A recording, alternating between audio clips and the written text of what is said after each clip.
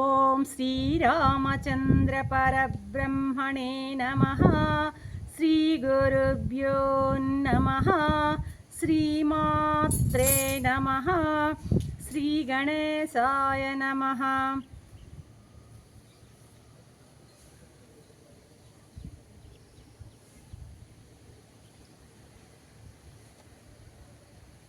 ప్రియ ఆత్మబంధువులారా, యోగ వాసిష్ఠం ఉత్పత్తి ప్రకరణము 123వ భాగం. మళ్ళీ వశిష్ఠ మహర్షి కథలోకి వస్తున్నారు. లీలా సరస్వతులిద్దరూ కూడాను ఆ సృష్టి విచిత్రాన్ని పరికిస్తూ ఆమె తన పూర్వజన్మ వృత్తాంతాన్ని అంతా అమ్మవారితో చెప్పుకుంటూ మాట్లాడుకుంటూ, ఆమె కోరింది కదా కోరిక, ఎక్కడికి నా భర్త ఏ సంకల్ప రాజ్యంలో ఉన్నాడో అక్కడికి నన్ను తీసుకెళ్ళు అనింది కదా, అక్కడికే కదా వెళ్తున్నారు వీళ్ళిద్దరూ. సరే, అలా ప్రయాణించి బ్రహ్మాండాలు దాటి భూమిని వెతికి ఆ పద్మరాజు ఎక్కడ ఉన్నాడో అంతఃపురానికి ప్రవేశించారు. పద్మరాజు అంతఃపురానికి ప్రవేశించారు ఇద్దరు. అక్కడ అంతఃపురంలో ఏముంది, మండపంలో ఆయన శవాన్ని పూలతో కప్పేసింది కదా మా తల్లి లీల. ఆ పూలతో కప్పబడ్డటువంటి శవము అక్కడ దర్శనమిచ్చింది. ఆ పక్కనే లీల శరీరము సమాధి స్థితిలో ఉందన్నమాట. చూడండి, ఇక్కడ ఇప్పుడు ఒక లీల వస్తుంది ఇక్కడికి, ఇంకొక లీల ఆ శరీరం ఉంది అక్కడ. ఆ లీల శరీరం ఆమె అలాగే సమాధి స్థితిలో కూర్చుని ఉంది ఆ శవం పక్కన అన్నమాట. అంత ధూప దీప చందనాలంతా పరిమళం గుబాళిస్తోంది అక్కడ, నలువైపులా వ్యాపించిందనమాట. సో ఒక లీలాదేవి అమ్మవారితో కూడా వచ్చింది. ఇంకో లీలాదేవి ఏం చేస్తుంది, సమాధి స్థితిలో ఇద్దరు లీలలు ఉన్నారు ఇప్పుడు. మొదటి లీల సమాధి స్థితిలో ఒక ఆమె కూర్చోంది, ఒక లీల ఏమో అమ్మవారితో వచ్చిందనమాట. అర్థమవుతుందా? అందులో మామూలుగా ఎవరు చూడాలనుకుంటుంది ఆ రాజు యొక్క మనో సంకల్పంలో ఏ రాజ్యంలో ఉన్నాడో అది చూడాలనుకుంటుంది కదా. మరి ఏమే ఇప్పుడు వచ్చినటువంటి లీలకి ఏమనిపిస్తుందంటే, ఈ మరణించినటువంటి భర్త మనస్సులోకి ప్రవేశించాలి, అదే కదా కోరింది సరస్వతీమాతని. ఆయన ఎక్కడున్నాడో అక్కడికి ప్రవేశించాలని అడిగింది కదా. సరే, ఇక ఈ మరణించిన రాజు తన యొక్క సంకల్పాన్ని అనుసరించుకుని ఒక పెద్ద రాజ్యాన్ని ఏర్పరచుకొని అక్కడ పాలిస్తున్నాడు. మనకి ఇప్పుడు అర్థమవుతుంది అనుకుంటా. మహర్షి చెప్పినటువంటి చిదాకాశంలో ఎవరు ఏ వాసనలతో వాళ్ళ వాసనతో దేనిని సంకల్పించుకుంటారో ఆ సంకల్పమే అక్కడ వాడికి కనపడుతుంది. ఈ విప్రుడు, ఈ రాజు సంకల్పం ఏంటి, నేను మహారాజును కావాలా అనేటువంటి సంకల్పం. ఆ సంకల్పం అతనిలో ఉన్నది కాబట్టే అతను ఏంటంటే ఆ సంకల్పాన్ని ప్రకారమే చిదాకాశంలో ఆ రకమైన రాజ్యాన్ని, తనే మనోమయ రాజ్యాన్ని ఏర్పరచుకొని అక్కడ ఉన్నాడు. అతను మరణించినప్పటికి కూడాను అతని మనసులో ఒక బ్రహ్మాండమైన రాజ్యాన్ని సంకల్పం చేసుకుని ఉన్నాడు అనమాట, అక్కడ పాలిస్తున్నాడు అనమాట. సరే, ఇప్పుడు ఈమె చూడాలనుకుంది, నా రాజు ఇప్పుడు ఏ కల్పన చేసుకొని ఏ బ్రహ్మాండంలో ఉన్నాడో ఆ బ్రహ్మాండాన్ని నేను చూడాలని కదా కోరిక కలిగింది ఈమెకి. కాబట్టి ఈమె ఏం చేసింది, ఒక్కసారి అలాగా సంకల్పించి ఏమవుతుందంటే ఆ సంకల్పం అక్కడి నుంచి ఆకాశానికి అట్లా సరస్వతితో సహా అట్లా వెళ్ళి భర్త సంకల్ప రాజ్యాన్ని చేరింది. అంటే ఏం కోరింది, భర్త సంకల్ప రాజ్యాన్ని చూడాలని కోరింది. అదేవిధంగా ఆ భర్త సంకల్పించినటువంటి ఆ రాజ్యంలోనికి ఇద్దరు చేరారు. ఎవరిద్దరు, సరస్వతి మరియు లీల అన్నమాట.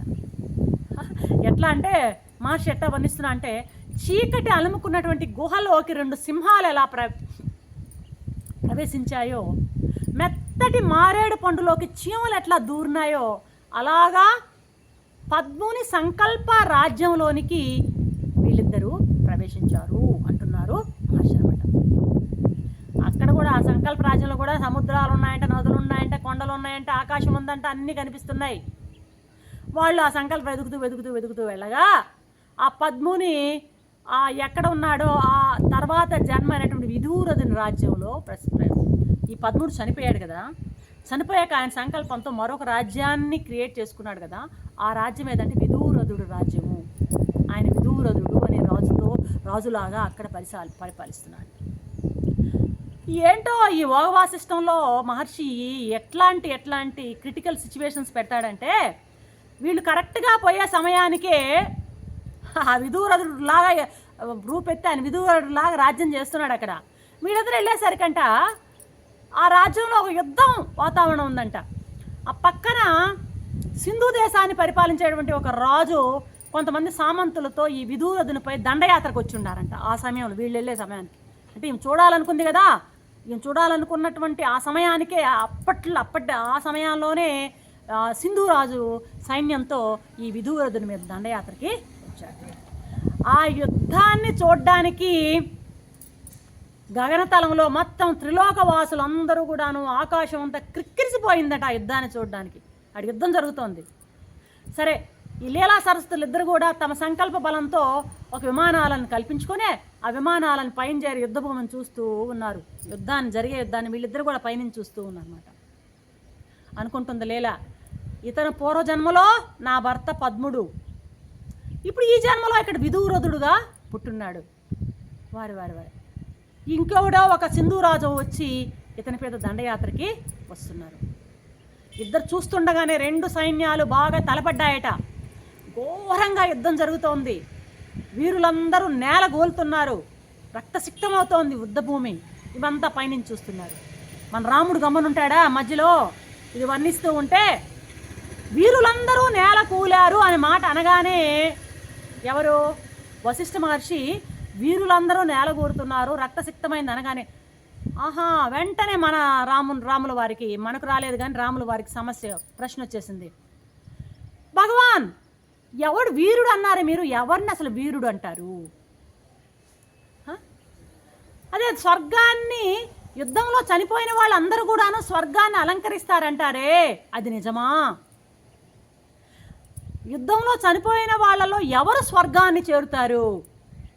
ఇంకో కొత్త వర్డ్ అనమాట, డింబాహవుడు అంటే ఏమిటి? ఆయనకు వచ్చిన అనుమానం ఇది. శిష్యుని లక్షణం, ప్రశ్నించే గుణం ఉంటేనే శిష్యునిలో జ్ఞానం వానికి వృద్ధి పొందుతుంది. ఇంక్విజిటివ్ నేచర్, పోజింగ్ క్వశ్చన్స్ అనేది, ఏ మంచి ప్రశ్న వారిని ఉదయించిందంటే వారికి ఖచ్చితంగా వారి జ్ఞానం వికసిస్తున్నదని అర్థం అన్నమాట. రామచంద్రుల వారికి చూడండి ఇన్ని అనుమానాలు ఒకేసారి అడిగాడు. వీరుడు అంటే ఎవరయ్యా? చచ్చిపోయిన యుద్ధంలో చనిపోయిన ప్రతి ఒక్కడూ స్వర్గాన్ని చేరుతాడా? ఏదో డింబాహుడు అని ఏదో పేరు నేను ఎప్పుడో విన్నానే, ఆ అర్థం ఏంటి తెలుసుకోవాలంది మహర్షి అని మహర్షిని అడతాను. దానికి అడిగినప్పుడు గురువుగారు సందేహాన్ని నివృత్తి చేయాలి కదా అంటున్నారు. రామా, శాస్త్ర మర్యాదను పాటించేటువంటి ప్రభువులు కొందరుంటారు, శాస్త్ర మర్యాదను పాటించని ప్రభువులు కొందరుంటారు. మనల్లో కూడా మన చీఫ్ మినిస్టర్లు, ప్రైమ్ మినిస్టర్లో కూడా ఒక పద్ధతి ప్రకారము ఉండేటువంటి కొంతమంది ఉంటే, పద్ధతి లేకుండా పాలించేవాళ్ళు మరికొంతమంది ఉంటారు. అర్థమైందా?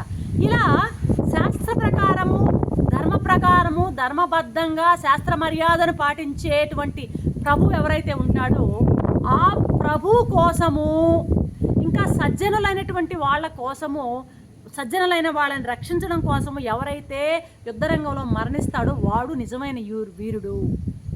ఆ వీరుడు యుద్ధంలో చనిపోవచ్చు, కానీ ఎవరి కోసం చనిపోయి ఉండాలంటే ఆ ప్రభు, ధర్మబద్ధమైన ప్రభు అయి ఉండాలి, శాస్త్ర మర్యాదను పాటించే ప్రభు అయి ఉండాలి అతని కోసం. అదేవిధంగా సజ్జనులందరినీ కాపాడేటువంటి నిమిత్తమై ఎవడైతే యుద్ధభూమిలో చనిపోతాడో అతనిని వీరుడు అంటారు.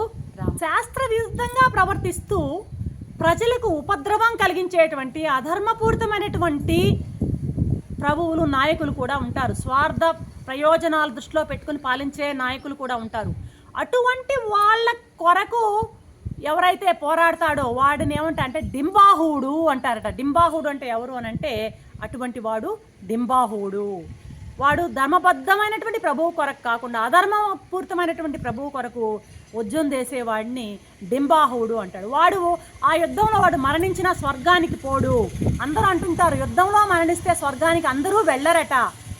ధర్మబద్ధమైనటువంటి ప్రభువు కోసం మరణిస్తేనే, సజ్జనుల కోసం యుద్ధంలో మరణించిన వాడే స్వర్గానికి వెళ్తాడు. కానీ ఆ దుర్జనుడైనటువంటి రాజు కోసం మరణించిన వాడు స్వర్గానికి పోడు. వాడిని డింబాహుడు అని అంటారు అన్నమాట. కాబట్టి యుద్ధంలో చనిపోయిన వాళ్ళంతా కూడా స్వర్గానికి పోతారనే మాట అవాస్తవము, నిజం కాదు అంటున్నారు అన్నమాట. ధర్మయుద్ధంలో పాల్గొన్న వారికి మాత్రమే స్వర్గప్రాప్తి ఉంటుంది రామా అంటాడు. ఎందుకంటే రాముడు క్షత్రియుడు కదా, ఆయనకి పాపం ఈ విషయాలు బాగా తెలియాలి. అందుకని ఎక్కడెక్కడ అవకాశం వస్తే అక్కడ ప్రశ్నలు వేసి సమాధానాల్ని పొందుతున్నారు శ్రీరామచంద్రమూర్తి. కాబట్టి ఇది వివరించారు. ఘోరంగా పోరు సాగుతోంది. యుద్ధరంగం అంతా సముద్రంలాగా భయంకరంగా, చూసే వాళ్ళకి ఎట్లా ఉందంటే భయం గొలిపేట రకంగా ఉంది. ఆ సమరం బాగా సాగుతూ ఉండగానే సాయంత్రం అయ్యింది. యోధులందరూ కూడా అలసిపోయి ఉండడాన్ని గమనించారు. ఇరుపక్షాలు యుద్ధాన్ని ఆపడానికి అంగీకరించారు. క్రమంగా రణభూమి అంతా కూడాను శూన్యమైంది. నగరంలోని ప్రజలందరూ కూడాను నిద్రలోకి మెల్లగా జారుకున్నారు. లీల భర్త విదూరథుడు ఏం చేశాడు, తన సేనందరినీ సమావేశపరిచి రేపటి ఏం విషయాలు జరగవలసిన విషయాలన్నిటి గురించి చర్చించి ఇక విశ్రాంతికి నిద్రకు ఉపక్రమించాడనమాట. అలా వెళ్ళి తన ఆంతరంగిక గదిలో పడుకుని అలా కళ్ళు మూసుకొని కాసేపు అలాగా నిద్రలోకి వెళ్ళిపోయాడు అనమాట. ఇప్పుడు ఈ లీలా సరస్వతులు ఇద్దరు పైనుంచి కిందకి దిగి మెల్లగా ఆకాశం నుంచి కిందకి దిగి ఆంతరంగిక భవనం యొక్క ఆ తలుపు ఒక చిన్న రంధ్రం ఉందన్నమాట. ఆ రంధ్రంలోంచి ఇద్దరు లోపలికి ప్రవేశించారు అని ఆపుతున్నాడు మహర్షి. సరే, రేపు ఈ విషయంపై రాముడు ఏం ప్రశ్న వేస్తాడో చూద్దాం. అంతవరకు సెలవు. సర్వం శ్రీరామచంద్ర చరణారవిందార్పణం. ఓం శాంతి శాంతి.